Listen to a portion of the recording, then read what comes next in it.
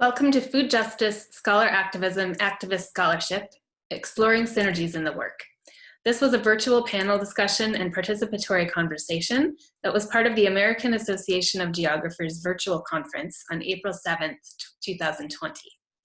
The session was sponsored by the Geographies of Food and Agriculture Specialty Group and the Black Geography Specialty Group, each part of the AAG. The following video presents the session overview and panelist comments. Here is our agenda. It's pretty simple. We have about an hour and 15 minutes. We'll do some introductions and a short panel with a number of folks who are engaged in the several groups that are represented here. We'll do some breakout groups and then brief closing and next steps. It just occurred to me that I did not do what I should have done, so I'm going to go backward and thank our two specialty group sponsors at the AAG, the Geographies of Food and Agriculture Specialty Group and the Black Geography Specialty Group, who have both sponsored our session. So I want to introduce our panelists, and I will begin by introducing myself, which I realize I did not do yet. My name is Kristen Reynolds. I do a bunch of things. I'm an independent scholar in New York City. I teach as a lecturer at the New School and Yale School of Forestry and Environmental Studies. I'm the coordinator of the Food Justice Scholar-Activist Activist Scholar Group. So I'll be facilitating our meeting today. Brian Dale is an independent scholar in Toronto, Canada. I'm going to read my bios here. He's been teaching at Ryerson University and the University of Toronto, and his research focuses on food sovereignty and agroecology as a means to fight climate change. He's going to say a word in a second. Next, we have Colleen Hamelman. So we have three people that are going to be talking about the Food Justice Scholar-Activist Activist Scholar community of practice, including Colleen Hamelman, who is an assistant professor of urban geography at the University of North Carolina, Charlotte. Her work focuses broadly on questions of social justice and urban food systems, with particular attention paid to food security, urban agriculture, and the impacts of gentrification in migrant communities across the Americas. Next on our list is Hank Herrera, who is an independent scholar of Native American ancestry, now living and working in the Wind River Indian Reservation in Fort Washakie, Wyoming. His work involves building a local food system to achieve food sovereignty on the reservation. He has engaged in community organizing and activism since his medical school days, focused on low-income communities and communities of color. Angie Winner is a PhD candidate at the CUNY Graduate Center here in New York and a lecturer at CUNY as well. She's an urban geographer working on issues of food justice and public health. Brittany Jones is a third-year PhD student at the University of Toledo. She's studying spatially integrated social sciences. Her research surrounds land dispossession processes through municipal entities and the impact on Black foodways. She's also chair of the Urban Agriculture Alliance of Lucas County and founder of Growing Back to Your Roots. And then finally, Colin Anderson is a researcher at the Center for Agroecology, Water and Resilience in the UK and a co-convener of the People's Knowledge Collective and Community of Practice. His work focuses on the politics of knowledge, food sovereignty, agroecology, critical pedagogy, and participatory action research approaches. So those are the folks on our panel. And I see there's a number of chats. Let me just, I'm multitasking here. My screen is blurry. Well, I can't do anything about that, sorry. Two last housekeeping things. In the shared Google Doc, you'll see that we're asking everybody to complete the same RSVP form, even if you had signed up before the session today. We'll be using that information to send out the notes after our session. And then Brian wanted to say something about our switch to virtual conferencing. Yeah, can you hear me okay? Okay, I just wanted to say quickly, welcome everybody. It's great to have, looks like 86 people here right now. Some of you may not have been to this type of session before at the AAG, or maybe never been to an AAG conference, but the American Association of Geographers actually had a task force that was looking at putting together, it was a climate change task force. And so This session was already possibly going to be a virtual session before any of this COVID-19 stuff happened. So I guess in a sense, we just wanted to mention that we're asking you to kind of bear with us as we figure this out, but just as a framework, you know, our hope is certainly that this kind of thing can be, you know, it's a little bit awkward to connect online. You know, we're sitting here with screens in front of us instead of seeing people in person, but we certainly hope that, you know, while it's important to connect in person, and that's really the best way, I think, to build relationships, I'm sure many of you would agree, you know, we're hoping that this can be at least an alternative to, for a couple of points. One, because obviously a lot of academics and activists and others are hesitating to go to conferences and gatherings where it's going to involve flying and adding to your carbon footprint and so on. But secondly, also, it's just that it's, you know, academics often, but not always, have some kind of funding to go to academic conferences and that kind of thing. And you know, it's not always equally accessible. So we hope that, you know, this kind of thing may actually be something that becomes more of a norm if it's done right. And of course, that's a separate conversation about how to do that. You know, we're all just figuring it out. So we just wanted to kind of put that in context. At least those are my thoughts on the matter. And I'll say thanks quickly too to Kristen, who is doing the facilitating and has done the lion's share of the work putting this all together. Looking forward to it. Thank you. It's a collective effort. So two last housekeeping things. We've all heard of the Zoom bombers. Hopefully nothing will happen here. We've done everything we can do to manage that. If something happens, just hang up, call back in. We'll keep our fingers crossed. And the second is that I had these great, we're very grassroots in all of this and collective, I hope. And I had these great colored pieces of paper with the intention to write 1 minute and stop for the presenters. So as we get started, I'm gonna quickly craft my signs and you'll see me holding them up if needed. Great, okay, so let's get started with presentations. I put this up here for the FJ SAS presenters that you can tell me if you want me to advance. So take it away. Hi, everyone. Thank you, Kristen, for getting us started, and Brian for your comments. And thank you, everybody, for coming out to join us today. It's amazing to have so many people come together. And, you know, I'm very grateful for the opportunity to be able to see people at least a little bit in this way and continue to exchange knowledge and ideas and experiences with each other. As Kristen mentioned, I'm Colleen Hamelman. I'm an assistant professor at the University of North Carolina at Charlotte. And I have the pleasure of starting off by just giving a few words about what FJ SAS is and sort of its history and its goals. And then I'm going to share the screen, so to speak, with Hank and Angie to talk about some of the issues we've been working through as a specialty group and as panelists on this session. So FJ SAS is a community practice located within but stretching beyond the AAG geographies of food and agricultural specialty group.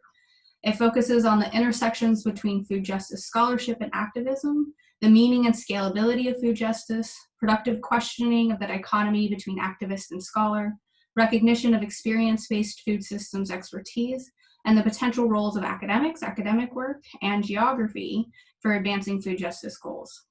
Its origins trace to founding members' collective experiences beginning in 2010 at a number of academic or community-based conferences held in the United States. Since that time, FJ SAS members have held panel and paper sessions at most yearly AAG meetings. In 2017, it began hosting monthly meetings to continue shared learning and participation beyond the conference. These were done by web call. And FJ SAS members have contributed to academic special issues, including an ACME special issue on this topic, where I guess I should say, let's advance the slide, because I think you have that slide on the next one. Yes. So you have a citation there for the special issue in ACME on this topic. And we also have a paper under review that a handful of us have put together for human geography, which is where I'm pulling a lot of this history and thinking about FJ SAS from, that's currently under review for a special issue on radical food geographies. And we're happy to talk a little bit more about that work as we go on. So in 2017, FJ SAS as a community practice also decided to formalize in the sense that it had a name. and requested and was granted affiliation as a working group within the specialty group. In 2019, FJSAS also partnered with a specialty group and local community-based groups to organize a workshop that you see the report front for here on radical food geographies in Washington, D.C. the day before that AAG conference last year. We had also been putting one together for the conference in Denver that was supposed to be a couple of days ago, but unfortunately had to cancel that. In addition to the AAG work, we've had these monthly meetings that have included anywhere from 3 or 4 people to larger groups of about 10 to 15. Participation has largely been among those situated in the US and Canada, but has also included participants from the UK, France, Belgium, and India. Many, but not all, of our regular participants have been university faculty, students, or independent scholars. We also have participants from activist groups and government staff. And I think, as you'll hear more about in a minute, we're also actively thinking about ways to rework our programming so as to better include those situated in activist spaces. The meetings and the listserv thus far have offered a space for shared learning throughout the year and a relatively inexpensive and global way of loosely interacting with a larger AAG organization, a specialty group, and individuals with a shared interest in connecting food justice theory and practice through geographic thinking. These meetings have included discussions on planning for these annual conferences and events, as well as conceptual discussions that are important to participants, such as members' ongoing interest in the definitions of the term food justice, challenges of engaging in and labeling scholarly work as activist, connecting food justice theory and practice to geography, and questions surrounding positionality and so-called radical scholarship. Meetings have also included presentations of ongoing work by group members and shared reading and discussion of themes such as scholar activism in university settings or fugitive plannings in Black study. All of these efforts have raised important reflections on the intersections between food justice, geography, scholarship, and activism, including a call to recognize and respond to exploitative legacies in geography. This further motivated the community practice members to consider how FJSAS might engage with and contribute to diverse geographic knowledges. Also, we have deliberately moved slowly in the community of practices evolution through reflective, shared learning, and a counter-hegemonic effort to step away from a focus on tangible deliverables, such as publications and grants, that at times comes at the expense of intentional decision-making or honoring sort of non-written forms of communication. A core of the community of practice has been focused on creating an unintimidating atmosphere and using communication platforms like this virtual meeting by video, through which both scholar activists and activist scholars can feel comfortable taking part. This is also evident in the Radical Food Geographies workshop we did last year that was intentionally held outside the spaces of AAG and in community gathering conference space instead. Another example of ways in which this group has sought to disrupt uneven power dynamics related to knowledge production and recognition of experience-based expertise is even evident in the name. And so the very long food justice scholar activist scholar community of practice was intentionally put that way to include both terms.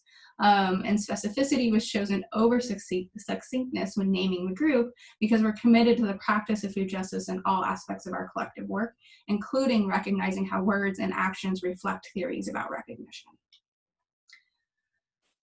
With the above in mind, with all of this, FJSAS remains situated within AAG, a primarily academic organization, and focuses a lot of its energy around the annual conference. This is at least partially for historic circumstances, but it's also intentional. Geography has been the disciplinary site of much radical work on food justice and the global food system more broadly, including its more nefarious legacies. But space, place, and spatial relationships, their different conceptualizations, the group has felt are important to understanding the origins of inequities in the food system and based in traditions around radical geography. And so that's a very quick introduction to sort of some of the underlying processes and goals within the group, our history, and some of the ways that we come together. And so with that brief introduction, I want to turn it over to Hank and Angie, and I'll come back again in a little bit to talk briefly about how we theorize and work through ideas of expertise from our different positions. And this is one of the questions that was put out to all of the panelists, to be thinking about these ideas of expertise and who holds expert knowledge and how that's created. So I want to seed, because I sit so embedded within a university, I wanted to step back and let some of the other panelists talk about that before I give my inputs. So maybe Hank, do you want to jump in? Thank you, Colleen. And I'm going to say two things. We have about 3 or 4 minutes left for this part of the panel. So just to say that, and I'm going to stop the share because I need to attend to something for the Google Doc, but I'll just stop sharing my screen and I'll get it back on in a minute. All right, so I'll talk very fast. I learned yesterday how to make a virtual background. So the background you see is where I live in Fort Washakie, Wyoming. It's the view outside of my little home, and you have the mountains, the Wind River Mountains to the west, and I live in a place that's traditionally called Warm Valley, which is the valley between several mountain ranges. It's the home to 2 tribes, the Northern Arapaho tribe and the Eastern Shoshone tribe. And it's part of traditional Northern Arapaho territory, which extends to Colorado. If we had been in Denver, we would have been in the heart of Northern Arapaho or Arapaho territory. I got involved with AAG, and I'm going to try to make this really fast.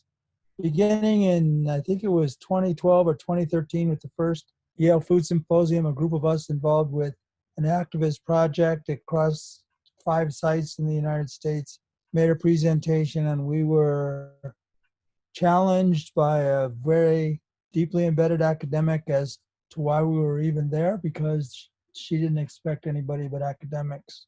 And then I went to the AAG meeting in 2013, I believe, when the graduate student from UC Davis, Katie Bradley, who's the co-author of the special issue, co-editor, was working with me, and she made a presentation, and I was there to support her. And I heard a lot of academics talk about food justice, but I had never seen them working the ground, not working in the fields, not growing food, not working to try to increase the access to food that people needed in low-income communities and communities of color, or communities that were underserved in terms of food access.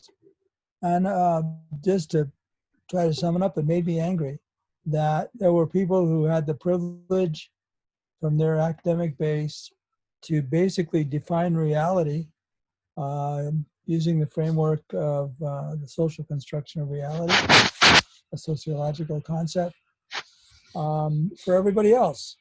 But in listening to them, they had very little practical, realistic understanding of what food justice meant and what the challenges were. And so I joined this group, and I've been part of it ever since, being kind of a nag or a broken record, trying to raise this point that that somehow we have to integrate the work of the academic in theorizing and the work of the activist in doing, and doubtful that it can be truly integrated. I think they're 2 different domains. So I'll stop there. Sorry, Brittany, took too long. Thank you, Hank.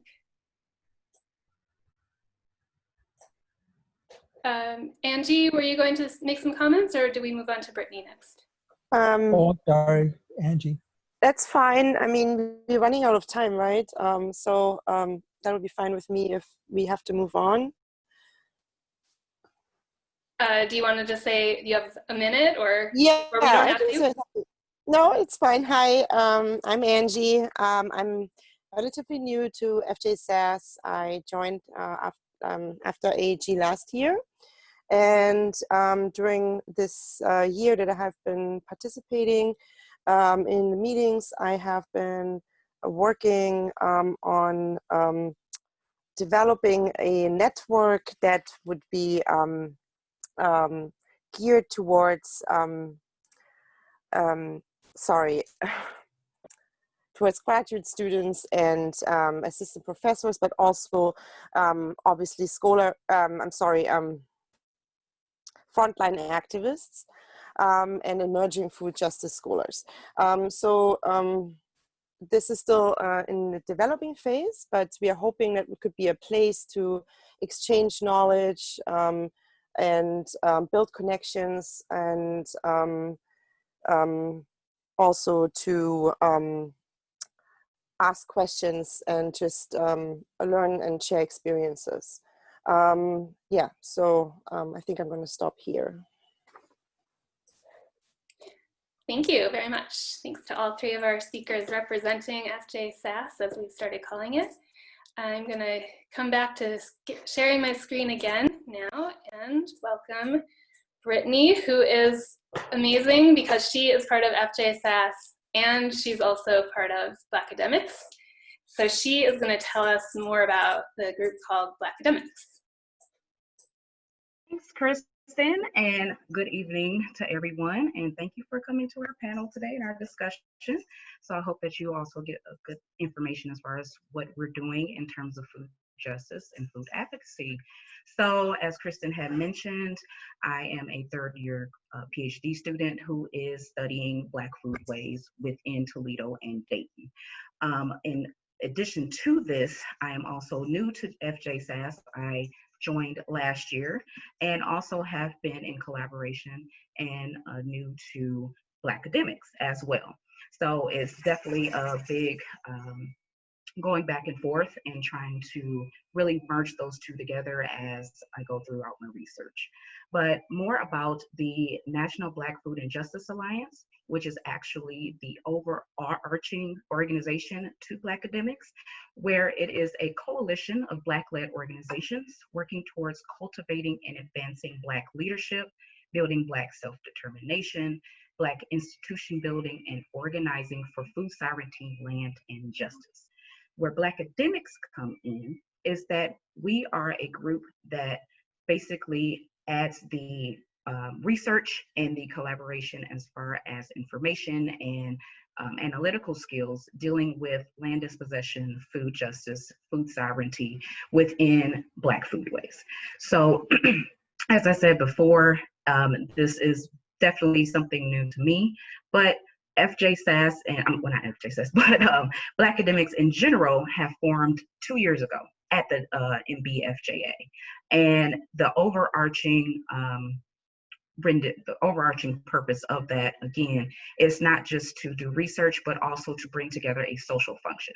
So bring together those Black academics who have an interest in food and land and to remain connected as we add to the scholarship. And Kristen, you can go to the next slide. So in terms of Black scholarship, it's basically growing when it comes to food justice. So these three publications in general actually are from two of our founders and one who is very, very active within Blackademics.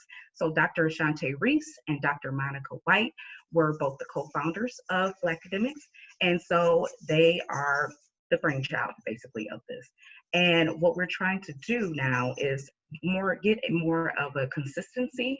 Like I said, we are 2 years in, so it's trying to definitely organize and see how we can expand more and have a better impact with the 21 organizations that are under FBJFA. The membership within Blackademics we have 16 members from all over. We have PhD students, we have professors, we have independent scholars, so anybody that can offer their skills within this research definitely is welcome, and also we would like to expand on that too. One of the questions basically that was asked of the panelists is the line between scholarship and activism. And I've been thinking a lot about that as I am within these two groups and really wanted to figure out, okay, well, what does that mean from the perspective of a Black scholar or even a scholar of color, it definitely, I'm not sure if you can walk the line or if you're automatically within one place or the other, but my personal experience is that it's more about positionality. And the reason I say that is because my research is within Black communities. So considering that I identify as a Black female, it's a little bit easier to do that type of research. However, I still am aware of that I am a scholar coming from an institution and am doing research. So that is where most of my questions, most of my mindset have been focused on when it comes to the balancing between the two. And within that, it all comes together because, as I said, it is an emerging scholarship. Just with Black academics in general, we are trying to expand that and actually are trying to change the way in which scholarship and research are focusing on communities of color, basically. What goes more into what terminology to use, different methodologies, mostly feminist methodologies, mostly qualitative methodologies, and definitely try to hone in on capturing that history of Black agriculture and current Black agriculture, specifically urban agriculture and land disposition currently right now. So as we are still trying to definitely get up in our numbers and definitely get up in our research and projects, what we're coming to find is that mostly, okay, well, where does the owning of the scholarship actually lie? Because we're bringing together a lot of people, who actually owns the scholarship per se. And that's what we're trying to figure out, because it's a collaborative. A lot of the activities and a lot of our discussions are about coming together and being one unit, because we are doing activism in general because of the historical implications against Black culture in general. So it's already activism. And actually, you can go to the next slide with that one. And so basically, this is why we fight. And that is actually Dr. Monica White standing right there. But this is why we fight. And with Black academics, it is our purpose. With the National Black Food and Justice Alliance, it is the purpose. And also bringing attention to the article right here, that's just one of the many issues that we're having. And so it is imperative that we continue this research. It is imperative to get more scholars of color within this type of research, especially dealing with food, and especially among what's going on right now, and in terms of food access. So with that is we're coming up with meetings right now, and we're just trying to get more consistency. So we're welcoming people just to come in. Great, thank you so much. And I'll take this moment to point out that in the notes document, on one of the points that you'll find, I can't look at it right now, are links to the 3 groups that are being discussed, and then we've got a space there for the participants to include information. So if you're interested in getting involved with academics, and that seems right for you, I think the website is listed there and other information. So next up, we have Colin Anderson. Are you still there? Yep, I'm here. You can hear me? Yeah, great. Good evening or late afternoon to everyone, or late evening. I have some colleagues on the other side of the Atlantic that were thinking about joining in the middle of the night, so some of them may be there. So I'm going to talk to you a little bit about people's knowledge, and just to say that what I'm drawing on here is experiences that are kind of before and beyond people's knowledge, and also experiences and like insights I've gained from interacting with different people. And lots of those people are on this call that I've seen in different groups, for example, like the Agroecology Research Action Collective, or the Suffice Network, which is Community First, impacts of community engaged research up in Canada. And a lot of the ideas here kind of have been developed collaboratively, which is kind of the one of the key modes of work in our group. So this, just to say that it kind of in this people's knowledge group has kind of raise the question of how can we work together to mobilize knowledge and processes of social change. So instead of thinking about knowledge for knowledge's sake in an elite academy, how can we create a platform from which we can think about how to mobilize knowledge for social change. And so People's Knowledge is located, it's based out of a university. So there's a contradiction there. It's based out of the Center for Agroecology, Water and Resilience at Coventry University in the UK. But it's meant to be a platform in order to kind of think about how we can develop and support participatory action research projects, but also to a community of practice. So at our center, there's about 10 to 15 people, PhD students, researchers, who are kind of a part of the university staff or employed at the university. But then there's this wider community of practice, and there's a whole range of different kinds of kind of activities and streams of work that happens in that space. And the idea is that this community of practice and these projects that are being developed in this space are meant to help us think through how we can use participatory action research, transdisciplinarity, take a decolonial approach to knowledge to kind of like unpack in part that maybe that division between activism and scholarship, but also questions about kind of, and maybe that's not the question that we're asking, but kind of questions about whose knowledge counts, and questions of who gets to represent their own realities. And that actually what's really important is the political commitments and the values of people, whether they call themselves scholars or activists, in terms of working towards social change. So this, I'm going to share, so the website that's up there right now has a lot of the kind of links to the different things I'm going to talk about. I'm just going to share, if you skip over to the next slide now. Over the course of kind of my experience and these conversations with different people, there's something that I've written recently is this autoethnography that kind of unpacks how to work in this space in between, you know, the contradiction of working in an academy that's kind of mired in scientism and kind of elite expert knowledge, and there's all sorts of pressures and contradictions that creates for the process of trying to think about how you can engage in research that's thoroughly embedded in broader process of social change, where the actors in that aren't necessarily the quote unquote experts at universities. And so through this paper that you can look at if you want, but there's this idea that there are like 3 different areas where there are constraints that are imposed on people. One is the interpersonal, how academics or anybody who's creating knowledge sees themselves. So do you see yourself as an expert who's creating knowledge for the elite academy, or do you see yourself as someone who's mobilizing knowledge for social change? There's institutional pressures that keep people kind of locked into certain ways of doing things, like reward structures for how people kind of move up and get promoted and things like that. And there's also interpersonal pressures that you get from people. So just skipping to the next slide, if you don't mind, Kristen.